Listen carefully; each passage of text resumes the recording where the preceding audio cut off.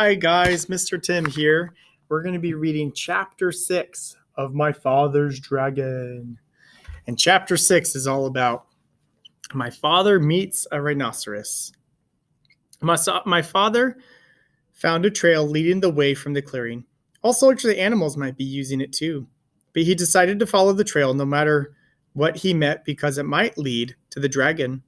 He kept a sharp look out in front and behind and went on. Just as he was feeling quite safe, he came around a curve right behind two wild boars. One of them was saying to the other, "Did you know that the tortoises thought they saw monkeys carrying sick grandmother to the doctors last night? But Monkey's grandmother died a week ago, so they must have seen something else. I wonder what it was." "I told you that there was an invasion afoot," said the other boar. "I intend to find out what it is. I simply can't stand invasions."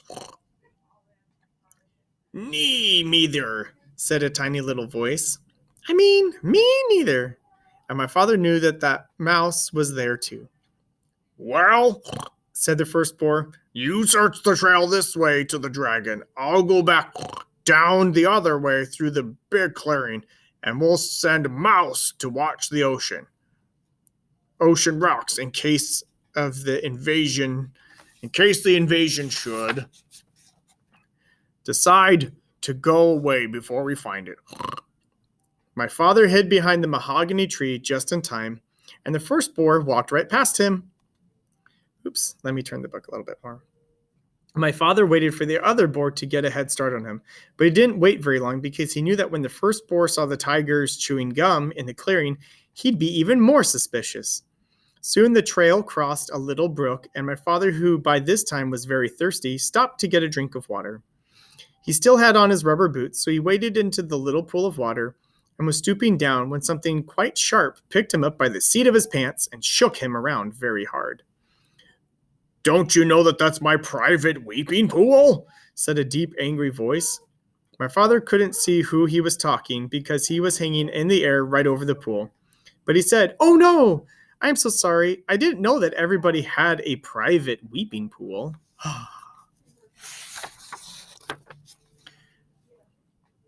"Everybody doesn't," said the angry voice. "But I do because I have such a big thing to weep about. I drown everybody I find using my weeping pool."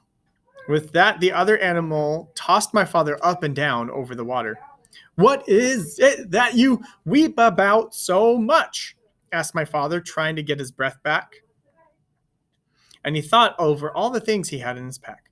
"Oh, I have many things to weep about, but the biggest is the color of my tusk."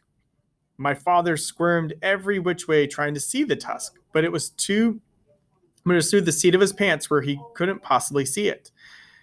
"When I was a young rhinoceros, my tusk was pearly white," said the animal, "but it has turned a nasty yellow-gray in my old age, and I find it very ugly. You see, everything else about me is ugly, but at least when I had a beautiful tusk, I didn't worry about the rest. Now that my tusk is ugly too, I can't sleep at nights, just staying up thinking about how completely ugly I am, and I weep all the time. I caught you using my pool, and now I'm going to drown you." "Oh, wait a minute, Rhinoceros," said my father. "I have something that will make your tusk all white and beautiful again. Just let me down, and I'll give it to you." The rhinoceros said, "You do? I can hardly believe it. Why, I'm so excited." He put my father down and danced around in a circle while my father got out the tube of toothpaste and the toothbrush. "Now," my father said, "just move your tusk a little nearer, please, and I'll show you how to begin." My father wet the toothbrush in the pool, squeezed a dab of toothpaste on it, and scrubbed very hard in one tiny spot. Then he told the rhinoceros to wash it off, and when the pool was calm again, he told the rhinoceros to look into the water and see how white that little spot was. It was hard to see in the dim light of the jungle, but sure enough, the spot shone pearly white just like new. The rhinoceros was so pleased that he grabbed the toothbrush and began scrubbing violently, forgetting all about my father. Just then my father heard footsteps, and he jumped behind the rhinoceros. It was the boar coming back from the big clearing where the tigers were chewing gum. The boar looked at the rhinoceros and at the toothbrush and the tube of toothpaste on the ground and scratched his ear near the tree. "Tell me, rhinoceros," he said, "where did you get that fine tube of toothpaste and that toothbrush?" "Too busy," said the rhinoceros, and he went on brushing as hard as he could. The boar sniffed the air angrily and trotted down the trail towards the dragon, muttering to himself, "Very suspicious. Tiger's too busy chewing gum. Rhino's too busy brushing his tusk.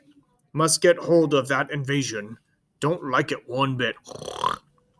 Not one bit. It's upsetting everybody terribly.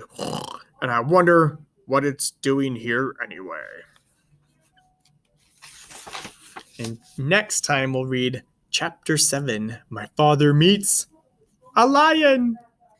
I hope you guys had fun. I'll see you next time for My Father's Dragon.